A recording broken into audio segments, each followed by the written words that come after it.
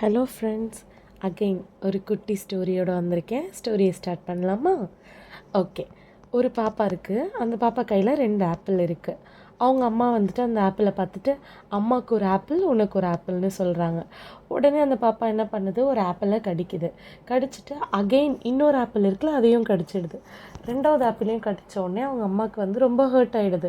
Hurt ஆகிட்டு பாப்பாவை பார்த்துட்டு அந்த ஏமாற்றத்தை காட்டிக்க முடியாமல் ஒரு மாதிரி பாப்பா மேலே வந்து ஒரு கோவத்தோடு அங்கேருந்து கிளம்பலான்னு பார்க்குறாங்க. அப்போ குடுகுடுன்னு அந்த பாப்பா ஓடி வந்துட்டு, அம்மா இந்தாங்க இந்த ஆப்பிள் சாப்பிடுங்க அப்படின்னு சொல்லுது. என்னாச்சு அப்படி கேட்குறாங்க.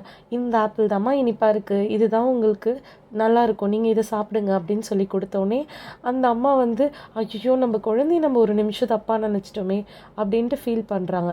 இப்படி தான் மக்களே நம்மளும் நிறைய பேர் என்ன பண்ணுறோன்னா, ஒரு சில பேரை டக்குன்னு வந்துட்டு ஜட்ஜ் பண்ணிடுறோம், இவங்க இப்படி தான் அப்படின்ட்டு. அது பண்ணாதீங்க. யோசிங்க, கொஞ்ச நேரம் யோசித்து ஒரு முடிவெடுங்க. நம்ம அவங்க ஒரு விஷயம் சொல்லி முடிக்கிறதுக்குள்ளே நம்ம அவங்கள தப்பாக நினச்சிருவோம்.